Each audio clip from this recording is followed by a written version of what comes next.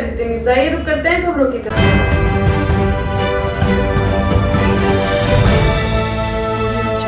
लखनऊ में पूर्व मुख्यमंत्री अखिलेश यादव ने की प्रेस कॉन्फ्रेंस।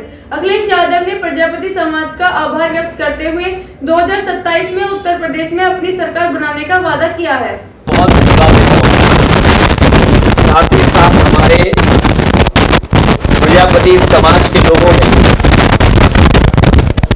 इस कार्यक्रम का आयोजन किया, उसके लिए मैं बहुत बधाई देता हूं उन लोगों को, जिसमें रमेश प्रजापति जी, दयाराम प्रजापति जी, राम प्रकाश प्रजापति जी, अतुल प्रजापति जी, राकेश, नरेंद्र, श्रीमती कुसुम, राम प्रजापति, कालीचरण जी, अमित प्रजापति, नीतू प्रजापति, अनिल प्रजापति, मेवालाल जी, नवनीत, कृपा रानी जी, श्रीमती रीता प्रजापति, श्रीमती कमाल की संख्या में प्रजापति समाज के लोग, पीडीएस समाज के लोग इकट्ठे होकर आज संकल्प लेकर के जा रहे हैं कि आने वाले समय में समाजवादी पार्टी का जो नारा था, पीडीए की सरकार बनाने के लिए, सामाजिक न्याय के राज की स्थापना के लिए अपने गांव में जाकर के अपने घर के आसपास न केवल वोट बनवाएंगे बल्कि अपना बूथ जिता करके समाजवादी पार्टी की पीडीए सरकार बनवाने का काम करेंगे।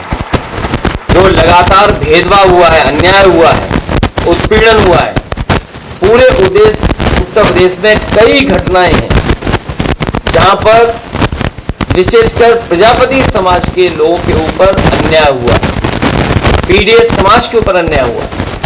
हम सब लोग एक सूत्र में इसलिए बंधे हैं क्योंकि हम लोगों का लगातार इस सरकार में अपमान हो रहा है, हमारे साथ भेदभाव हो रहा है, हमारे आरक्षण को छीना जा रहा है।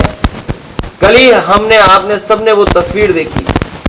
मैं अपने तमाम जर्नलिस्ट साथियों को बधाई देता हूं कि एक बहन जो आंदोलन के लिए आई और अभी से नहीं, न जाने कितने वर्षों से लगातार वो संघर्ष कर रहे हैं, उनके आरक्षण को लेकर के 69,000 जो भर्ती हुई है उसमें जो आरक्षण का खिलवाड़ हुआ है, अपने हक, अपने सम्मान की लड़ाई के लिए लगातार वो लखनऊ में लगातार वो जगह जगह जाकर के ये जितने भी इंजन है सरकार के, double engine, 2.5 engine, 3 engine, 4 engine, 4.5 engine, 5 engine, इन सब से मिलकर के अपना दुख तकलीफ बता चुके हैं, लेकिन 69,000 बच्चों को कोई भी सम्मान नहीं मिल पा रहा है। और बड़े दुख के साथ 9 साल में केवल प्रयागराज में भारतीय जनता पार्टी ने विकास कार्यों के और इन आयोजनों में 20,000 करोड़ से ज्यादा पैसा खर्च किया है।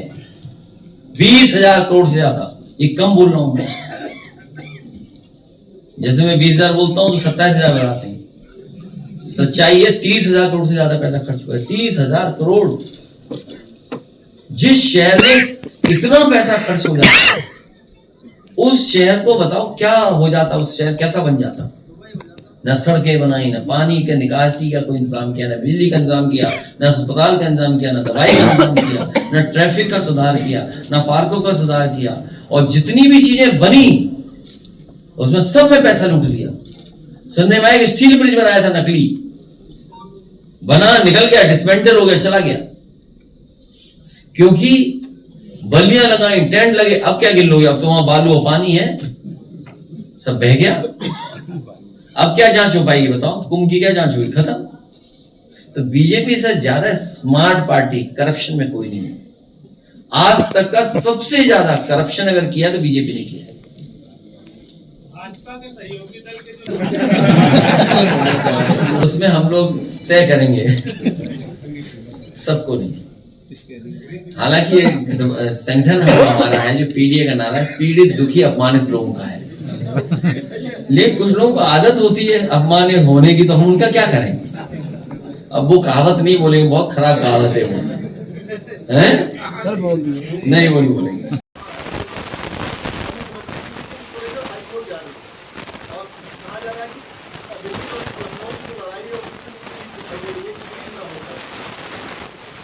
मुझे इसके बारे में कोई जानकारी नहीं है, देखने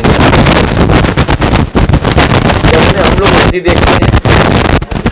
क्या फिल्म देखेंगे जाके? अच्छा, उनके डायलॉग अगर सुनना है तो ए नहीं कहाँ है, तो सुनेंगे सब, कोई नया डायलॉग थोड़ी आएगा वहाँ।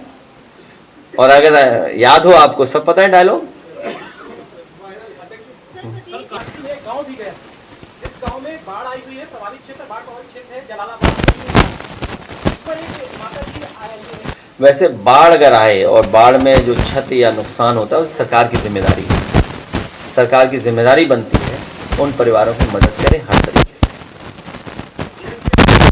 अब एक झूठ छिपाने के लिए 100 झूठ बोले जा रहे हैं। तो हम तो मंत्री जी से कहेंगे कि उन अधिकारियों के खिलाफ कार्रवाई, देखते हैं कब तक उन अधिकारियों के खिलाफ कार्रवाई होती है। और उसी जिले में बीजेपी की विधायिका, उन्होंने अपने बूथ पर बड़े पैमाने पर फर्जी वोट बनवा दिए। समाजवादी पार्टी ने 100 से ज्यादा वोट फर्जी उनके बूथ पे कटवाए थे। 100 से ज्यादा मतलब वोट उनके बूथ पे, खुद के बूथ पे। सोचिए आप, इतना फर्जी काम करते हैं भारतीय जनता पार्टी के लोग। इतना फर्जी करते हैं कि गोसाईगंज के टाउन एरिया के चेयरमैन के चुनाव में हजारों आधार नकली बनाए थे बीजेपी ने, नकली बीजेपी ने बनाए थे। तो जो मंत्री जी ये जानकारी दे रहे हैं कि समाजवादी पार्टी में, समाजवादी पार्टी के किसी कार्यकर्ता ने, या हालांकि वो बात अलग है, यहाँ कहने की नहीं है प्रेस की, बीजेपी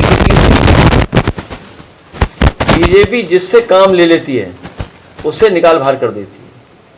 तो जिसका नाम लिया जा रहा है वहां पर, बीजेपी ने बड़ा साथ लिया है उसका, अब वो किसी काम का नहीं है। तो मंत्री जी उन अधिकारियों पे कार्रवाई कब करेंगे कि जिन अधिकारियों ने ऐसे गलत वोट बनाए हैं? वो सरकार में, वो मंत्री हैं, उनके क्षेत्र में हुआ है। तो अब देखना ये है हमें और आपको कि कौन से अधिकारी के खिलाफ कार्रवाई होती है।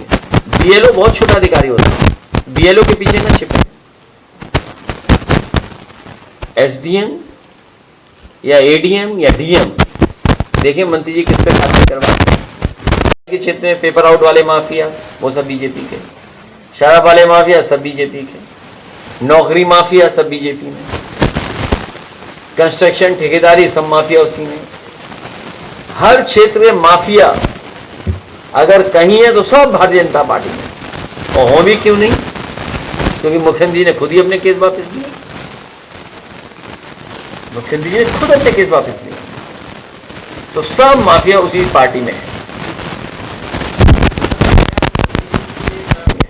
सर, केंद्र सरकार जो बिल लेके आई है, जो बिल लेके आ रही है, बीजेपी में कई ऐसे मंत्री और विधायक हैं जिनके कई सारे और बिल लेके सरकार आ रही है। अरे भारतीय जनता पार्टी में से जिनको तो अभी तक कोई इसी क्रम में सर आज अमित शाह कोई भी गलती पाई जाती है तो उनके खिलाफ भी कार्रवाई। अब जो सरकार जाने वाली है उसे किस बात का डर है? और दुनिया का इतिहास उठा करके देखिए। हालांकि आप अचानक पूछ रहे हैं, दुनिया के इतिहास में तमाम ऐसी सरकारें नहीं, तानाशाह सरकारें जो समय समय पे कानून लेकर के आती थी, और वो कानून इसलिए लाते थे जिससे कि वो सत्ता से बाहर न जाएं। इटली में भी उदाहरण है इसका, जर्मनी में भी उदाहरण है इसका, रशिया में भी उदाहरण है इसका। लेकिन वो सरकारें बची नहीं। याद रखना, जो दूसरों के लिए गड्ढा खोदते हैं, एक दिन वो खुद ही उस गड्ढे में गिरते हैं। याद कीजिए, ईडी किसने बनाया था? ईडी बनाने वाले भी जेल गए,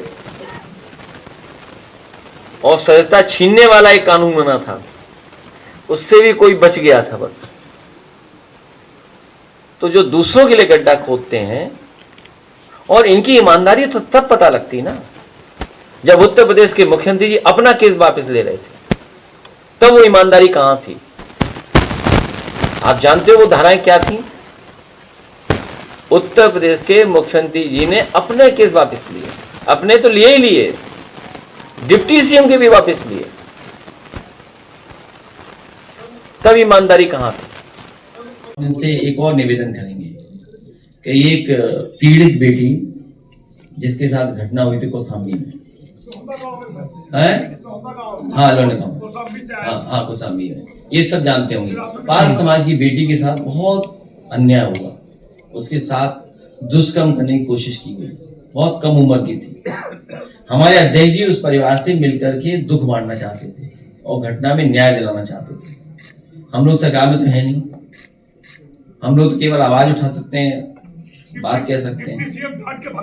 हमें उम्मीद है कि कम से कम पाल समाज को न्याय मिलेगा, उनके घर कम से कम ये जाएंगे, न्याय दिला देंगे। सुनने में आया है कि एसआईटी जो बनी थी उसने समझौता करा दिया। इस सरकार को पता नहीं क्या है, अगर कुंभ में मरे हो, जान गई है, सूची में नाम नहीं आएगा आपका, न गिनती बताएगी सरकार, लेकिन पुलिस के माध्यम से 5 लाख रुपए आपकी मदद पहुंच जाएगी। सोचिए, कोई सरकार अगर मुआवजा न देना चाहती है, वो भी सनातन का सबसे बड़ा कार्यक्रम, सनातनियों का सबसे बड़ा आयोजन, जो हमारे देश की न जाने कितने हजारों साल से परंपरा चली आ रही है, महादानी सम्राट हर्षवर्धन ने शुरू की, उस कुंभ में जान जाने वालों के गिनती के साथ भेदभाव करना, गिनती न बताना, और फिर जिन लोगों के जान गई उनके यहां सरकार अपने अधिकारियों के माध्यम से 5 लाख रुपए भिजवाना। बताओ 5 लाख रुपए किसके थे? काला धन। इस सरकार को हटाओगे तभी न्याय मिलेगा।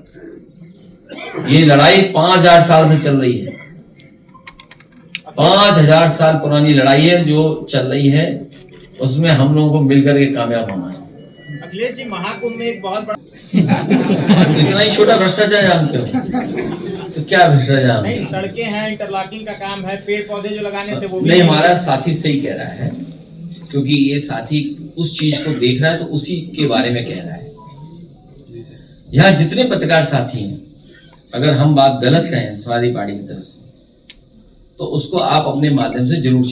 कई महीनों से संघर्ष कर रहे हैं, खाद मिल जाएंगे, खाद कहीं नहीं मिल रही है, और खाद अगर मिली तो बोरी में भी है, चोरी हो रही है, और ये आज से नहीं, कई वर्षों से हो रही बोरी की चोरी। नैनो यूरिया इनसे खरीदवा दिया, कोई लाभ नहीं हुआ इनका।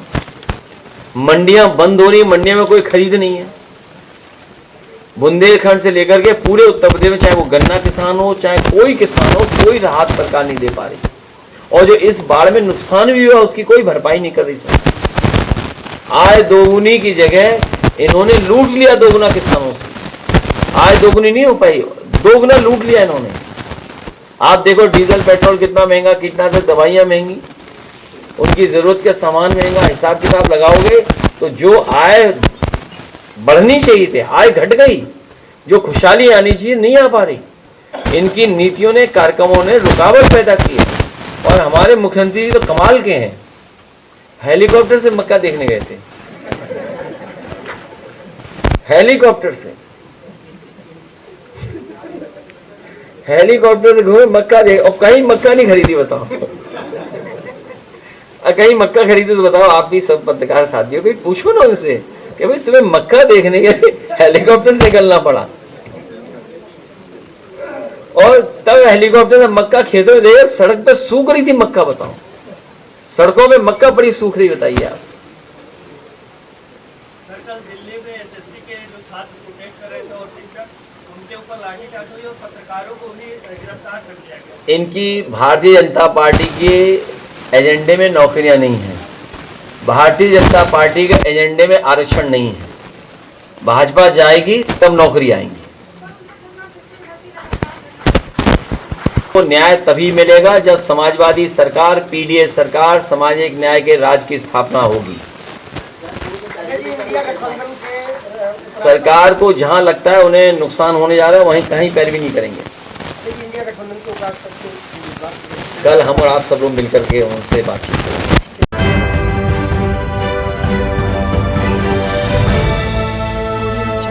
आज के लिए खबरों में बस इतना ही। कल फिर होगी आपसे मुलाकात। नमस्कार।